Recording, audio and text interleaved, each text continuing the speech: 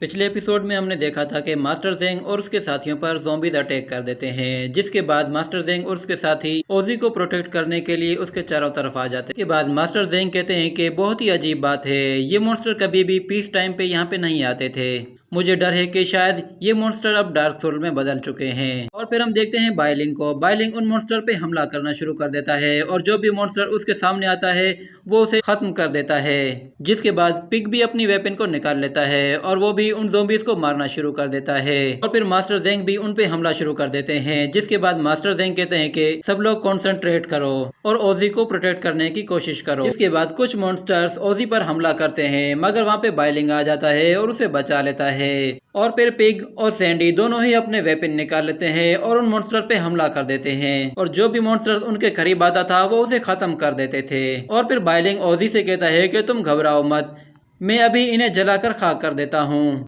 जिसके बाद वो उन मॉन्स्टर की तरफ भागता हुआ जाता है और फिर हम देखते हैं कि वो एक ड्रैगन में ट्रांसफॉर्म हो जाता है और ड्रैगन में ट्रांसफॉर्म होने के बाद उसके सामने जो भी आता था वो उसे खत्म कर देता था और उनकी बॉडीज को एक खाई में ले जाकर फेंक देता था। और दूसरी तरफ ओजी जो कि बिल्कुल अकेली हो चुकी थी, अब उसे बचाने के लिए उसके आसपास कोई नहीं था, तो उसे अपने आप को बचाने के लिए आग का इस्तेमाल करना पड़ रहा था ताकि वो उन मॉन्स्टर्स को खुद से दूर कर सके। मगर वो मॉन्स्टर्स उससे दूर भागने के बजाय उसके चारों तरफ जमा होना शुरू हो जाते हैं, जिससे ओजी चिल्लाना शुरू हो जाती है और उन मॉन्स्टर्स को अपने आप से दूर भगाने की कोशिश करती है, मगर वो उससे दूर नहीं भागते। जिसके बाद हम देखते हैं कुछ मॉन्स्टर उस पर हमला करने के लिए आगे बढ़ते हैं, तो मास्टर ज़ेंग उसे देख लेते हैं। जिसके बाद मास्टर ज़ेंग बाइलिंग से कहते हैं कि जाओ और उसे बचाओ। तो बाइलिंग उन मॉन्स्टर से लड़ने के बाद ओजी की तरफ आगे बढ़ता है, मगर वो मॉन्स्टर उसे पकड़ लेते हैं और उसे आगे बढ़ने से रोक लेते हैं। मगर फिर ओजू कहता है कि मैं यहाँ पे मौजूद हूँ, मैं उसकी मदद करता हूँ। तो ओजू तेजी से उसकी तरफ आगे बढ़ता है और उसके चारों तरफ जितने भी ज़ॉम्बीज होते हैं वो उन सबको पकड़ लेता है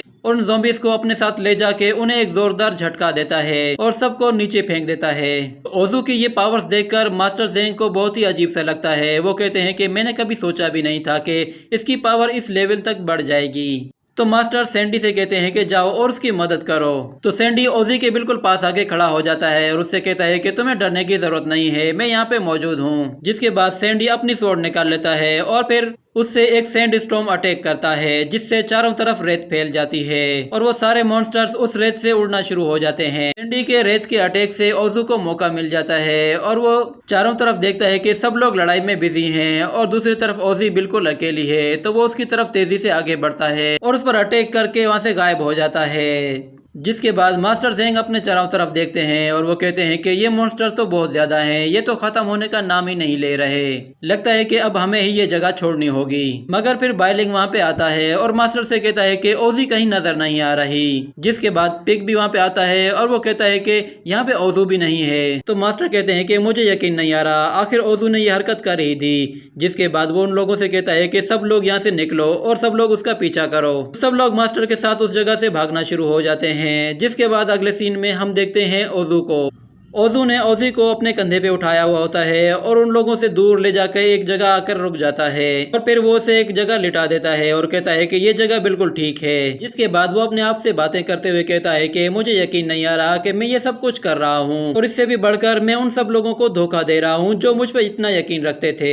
और फिर वो कहता है कि जैसे ही मैं अपना सिग्नल गुलोंग को भेजूंगा वो फौरन से आसमान से नीचे आ जाएगा। और फिर वो यही करता है, वो आसमान की तरफ एक सिग्नल भेजता है। जैसे ही वो सिग्नल आसमान तक पहुंचता है तो आसमान में बादल छा जाते हैं और फिर उन बादलों के अंदर से एक ड्रैगन बाहर आता है जो कि असल में गुलोंग होता है। और वो आते ही कहता है कि तुमने मुझे यहाँ पे क्यों बुलाया है, अगर तुम्हारे पास कोई अच्छी खबर ना हुई तो फिर तुम्हारे लिए बहुत ही बुरा होगा। ओजू उससे कहता है कि मैं तुम्हारे लिए वो लाया हूँ जो तुम्हें चाहिए था। तो ये सुनकर वो ड्रैगन बहुत ही खुश हो जाता है और फिर से अपने ह्यूमन फॉर्म में आ जाता है और फिर हंसते हुए कहता है कि मुझे यकीन नहीं आ रहा कि तुम इतने काम के बंदे हो। ओजू उससे कहता है कि ये लड़की ही असल में इटर्नल फायर है, अब मैं तुम्हें इसके पास ले आया हूँ, तो अब मुझे आउलिंग वापस कर दो। तो वो ड्रैगन उस लड़की को गौर से देखता है। जिसके बाद वो कहता है कि हाँ ये सही है और फिर उससे पूछता है कि क्या इसे कोई प्रोटेक्ट तो नहीं कर रहा। तो ओजू उससे कहता है कि अभी तक तो उन्हें प्रोटेक्ट करने के लिए कोई भी नहीं आया, मगर मुझे इससे कोई लेना देना नहीं है। तो गुलोंग उससे शाबाशी देते हुए कहता है कि वेल डन, मेरा दिल चाह रहा है कि मैं तुम्हें कोई ना कोई इनाम जरूर दूं,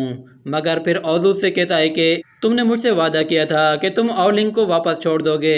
तो वो ड्रैगन कहता है कि हाँ मैंने कहा था और मैं उसे छोड़ दूंगा, मगर तुम उसकी फिक्र मत करो, मैं उसका बहुत ही अच्छे से ख्याल रख रहा हूँ। इसके बाद वो ओजी के करीब आता है और उसे टच करने की कोशिश करता है, मगर ओजू उसे फौरन से उठा लेता है और वहाँ से दूर चला जाता है और फिर एक खाई के पास आके खड़ा हो जाता है और फिर गुलोंग से कहता है कि जल्दी से आउलिंग को छोड़ दो वरना मैं इस लड़की को इस खाई में नीचे फेंक दूंगा और तुम जानते हो कि इस खाई का कोई भी एंड नहीं है। तो गुलोंग हंसना शुरू हो जाता है और उससे कहता है कि तुम बहुत ही क्यूट हो और बहुत ही तेजी से उसके सामने आ जाता है और उससे कहता है कि तुम्हें सिर्फ बस मेरा ही हुक्म मानना है, मुझसे ज्यादा सवाल मत पूछो और मुझसे कोई चालाकी करने का तो तुम सोचना भी मत। जिसके बाद वो ओजी को उसके हाथ से छुड़ा लेता है। उठाने के बाद कहता है कि अब मेरी बॉडी पहले की तरह बन जाएगी, अब मैं फिर से आजाद हो जाऊंगा। जिसके बाद वो उसकी सोल को एब्जॉर्ब करने की कोशिश करता है। तो हम देखते हैं कि जैसे ही वो उसकी सोल को एब्जॉर्ब करना शुरू करता है तो उसे खांसी होना शुरू हो जाती है और उसके मुंह से रेत निकलना शुरू हो जाती है। जिसके बाद हम ओजी की तरफ देखते हैं तो ओजी रेत बनकर जमीन में गिर जाती है। तो ये देखकर ओजू को भी झटका सा लगता है और वो कहता है कि ये तो सैंडी का स्पेल है, उसने ही अपने स्पेल से इसे बनाया होगा।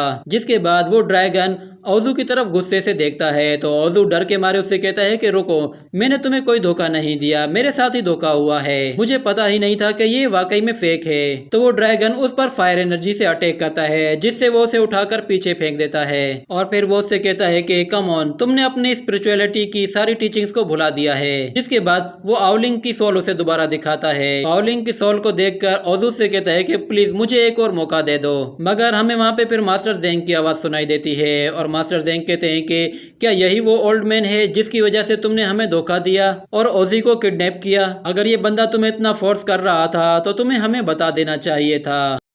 बाद ये एपिसोड यहीं पर खत्म हो जाता है।